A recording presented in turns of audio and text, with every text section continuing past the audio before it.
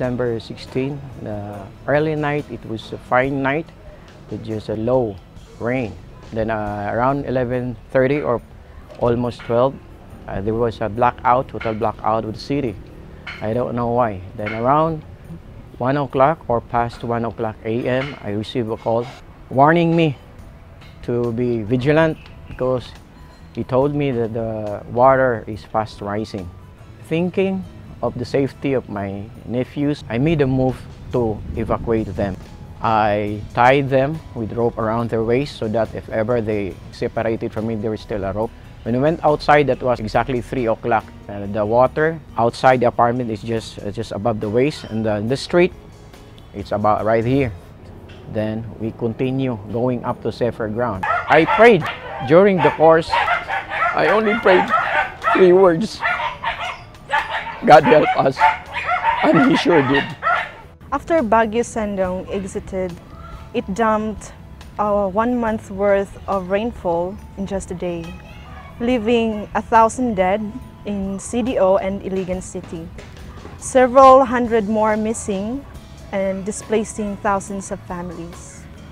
I was really devastated that day, seeing survivors finding their families dead and their desperation to find their missing loved ones. We decided to go to the area and we saw the damage. The streets are full of stuff and then it's very muddy. There were no water anymore but all mud. When we passed through the damaged areas, then that was the moment that we realized how devastated it was. And then we saw dead bodies all around, and then people walking with mud all over their bodies. And then the following morning, we found out also that the members of this church who were living near the river were also affected, but thankfully they were not harmed because they went to an evacuation center and they were taken care of.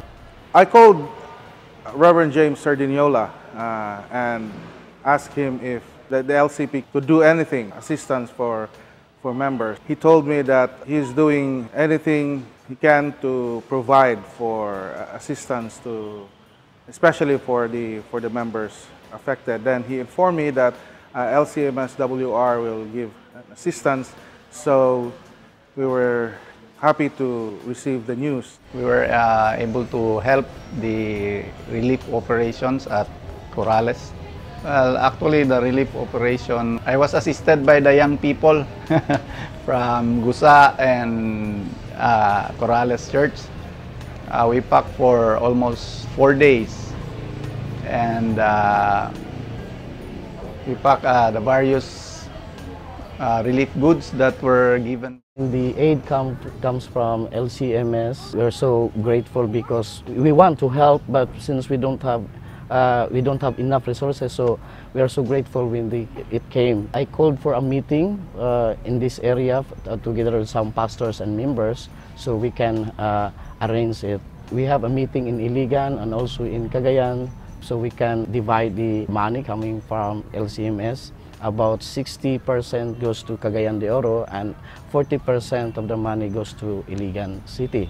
After the Baguio Sendong, we immediately gathered all the youth volunteers from our congregation, and we have raised almost 7,000 together with 5 sacks of clothing. We have bought 4 sacks of rice, and only small families have received that aid. But when the LCMS donation came, more families have been given the aid. In our own little ways, rendering volunteer service, along with the LCMS aid, we have provided their basic needs to go through the day. We have distributed 5 kilos of rice, 1 blanket, several instant food commodities like canned goods, instant noodles, instant coffee. It really helped the families that the flood victims. It really helped them. Prayer for strength to get back to their normal life. Strength for their trauma recovery, especially for the children. I've heard a lot of stories that they were depressed people, especially those who lost their loved ones. Some of them commit suicide because they cannot bear anymore the pain, losing their loved ones. For me, having faith, having strong relationship with the Lord is a great help when it comes to calamities like that. We learn something out of that tragedy. I want you to hold on the faith, to hold on the what promise God has made to us. But on the other hand, you have to do something to help the less of the unfortunate people who have suffered from the furious flood, Sindong.